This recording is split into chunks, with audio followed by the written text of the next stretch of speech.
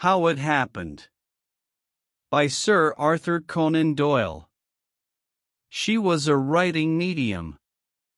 This is what she wrote. I can remember some things upon that evening most distinctly, and others are like some vague, broken dreams. That is what makes it so difficult to tell a connected story. I have no idea now what it was that had taken me to London and brought me back so late. It just merges into all my other visits to London. But from the time that I got out at the little country station, everything is extraordinarily clear. I can live it again every instant of it. I remember so well walking down the platform and looking at the illuminated clock at the end, which told me that it was 11:30. I remember also my wondering whether I could get home before midnight. Then I remember the big motor, with its glaring headlights and glitter of polished brass, waiting for me outside. It was my new 30-horsepower Rover, which had only been delivered that day. I remember also asking Perkins, my chauffeur, how she had gone, and his saying that he thought she was excellent. "I'll try her myself," said I, and I climbed into the driver's seat. "The gears are not the same," said he. "Perhaps, sir, I had better drive." "No, I should like to try her," said I. And so we started on the 5-mile drive for home. My old car had the gears as they used always to be in notches on a bar. In this car you passed the gear lever through a gate to get on the higher ones. It was not difficult to master, and soon I thought that I understood it. It was foolish, no doubt, to begin to learn a new system in the dark, but one often does foolish things, and one has not always to pay the full price for them. I got along very well until I came to Claystall Hill. It is one of the worst hills in England, 1.5 miles long and 1 in 6 in places, with 3 fairly sharp curves. My park gate stands at the very foot of it upon the main London road. We were just over the brow of this hill, where the grade is steepest, when the trouble began. I had been on the top speed, and wanted to get her on the free, but she stuck between gears, and I had to get her back on the top again. By this time she was going at a great rate, so I clapped on both brakes, and one after the other they gave way.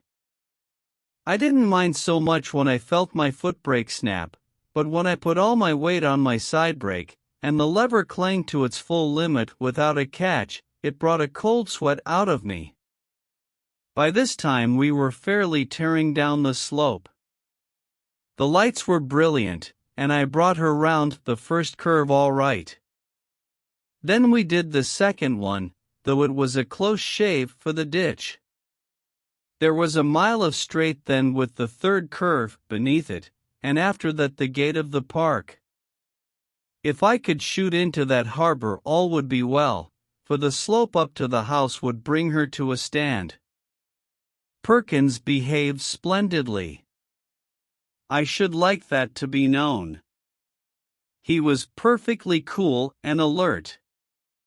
I had thought at the very beginning of taking the bank, and he read my intention. "I wouldn't do it, sir," said he. "At this pace it must go over and we should have it on the top of us." Of course he was right. He got to the electric switch and had it off, so we were in the free, but we were still running at a fearful pace. He laid his hands on the wheel. "I'll keep her steady," said he, "if you care to jump and chance it. We can never get round that curve." "Better jump, sir." "No," said I, "I'll stick it out." "You can jump if you like." "I'll stick it with you, sir," said he. If it had been the old car, I should have jammed the gear lever into the reverse, and seen what would happen. I expect she would have stripped her gears or smashed up somehow, but it would have been a chance. As it was, I was helpless. Perkins tried to climb across, but you couldn't do it going at that pace. The wheels were whirring like a high wind and the big body creaking and groaning with the strain. But the lights were brilliant, and one could steer to an inch. I remember thinking what an awful and yet majestic sight we should appear to anyone who met us. It was a narrow road, and we were just a great, roaring, golden death to anyone who came in our path. We got round the corner with one wheel 3 feet high upon the bank. I thought we were surely over, but after staggering for a moment she righted and darted onwards. That was the third corner and the last one. There was only the park gate now.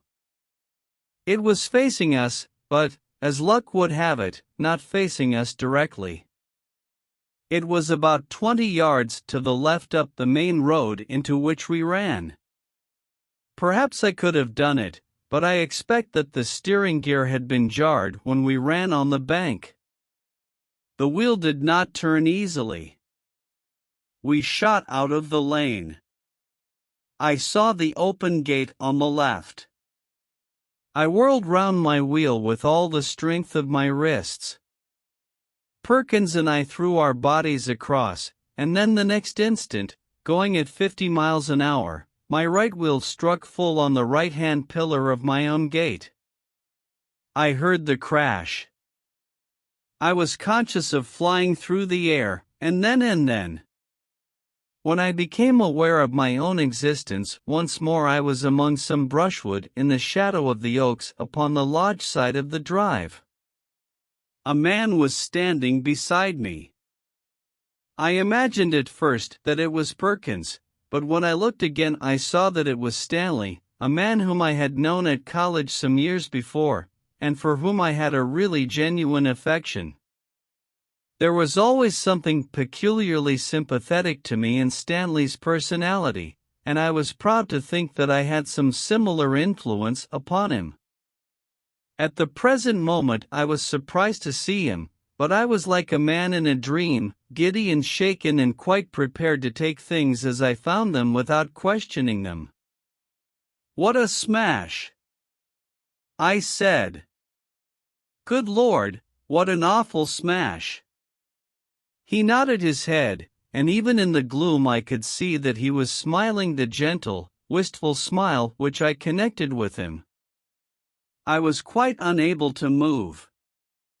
Indeed, I had not any desire to try to move. But my senses were exceedingly alert. I saw the wreck of the motor lit up by the moving lanterns. I saw the little group of people and heard the hushed voices. There were the lodgekeeper and his wife, and one or two more. They were taking no notice of me, but were very busy round the car. Then suddenly I heard a cry of pain. "The weight is on him." "Lift it easy," cried a voice. "It's only my leg," said another one, which I recognized as Perkins's. "Where's master?" he cried. "Here I am," I answered, but they did not seem to hear me. They were all bending over something which lay in front of the car. Stanley laid his hand upon my shoulder, and his touch was inexpressibly soothing. I felt light and happy, in spite of all. "No pain, of course," said he. "None," said I. "There never is," said he. And then suddenly a wave of amazement passed over me. "Stanley! Stanley!" Why, Stanley had surely died of enteric at Bloemfontein in the Boer War. "Stanley!" I cried, and the words seemed to choke my throat. "Stanley, you are dead." He looked at me with the same old gentle, wistful smile. "So are you," he answered. The end.